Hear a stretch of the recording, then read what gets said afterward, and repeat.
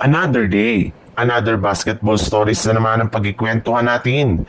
At ngayon nga ay ang pag-uusapan natin ang balitang bagong trade sa pagitan ng Miami Heat at Los Angeles Lakers.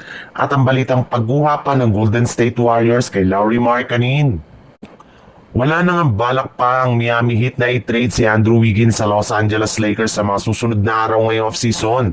Pero sa kabila nga niyan sa naging desisyon na ito ng Miami Heat, ay posible pa rin nga daw na matuloy ang kanilang trade sa Lakers.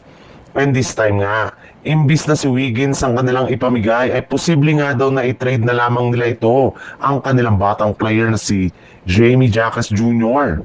para makuha lamang si Dalton Keunig.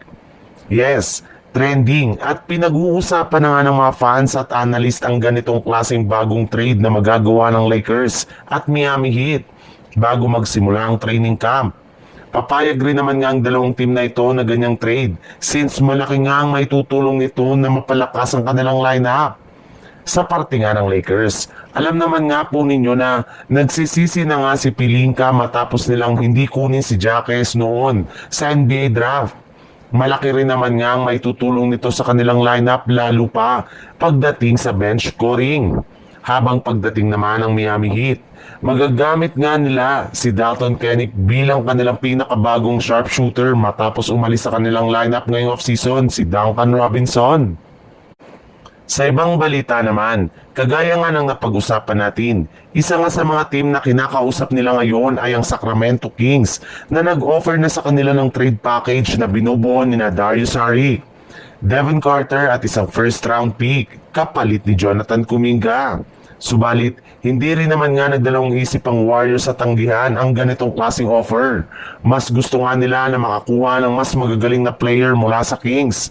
Nagkaroon rin naman nga ang Golden State Warriors ng isang bagong trade proposal sa Sacramento Kings kung saan papayag nga daw sila na ibigay dito si Jonathan Kuminga basta't makuha nila si Domantas Sabonis. Ang problema nga lang, hindi rin naman nga nagtagal ang ganitong usapin at proposal dahil agad rin naman nga itong tinapos at tinanggihan ng front office ng Kings. Matapos nilang sabihin na hindi available at wala silang balak na i-trade si Sabonis ngayong off-season. Kaya mukhang matagal-tagal pa nga ang mag-uusap ang Kings at Warriors bago sila makabuo ng isang trade deal. At habang nakikipag-usap nga daw ang Golden State Warriors sa Kings, nakikipag-negotiate rin naman nga sila sa Utah Jazz sa isang trade kung saan gusto nga nila ditong kunin si Lauri Markkanen kapalit sina Brandon Podziemski at Jonathan Kuminga.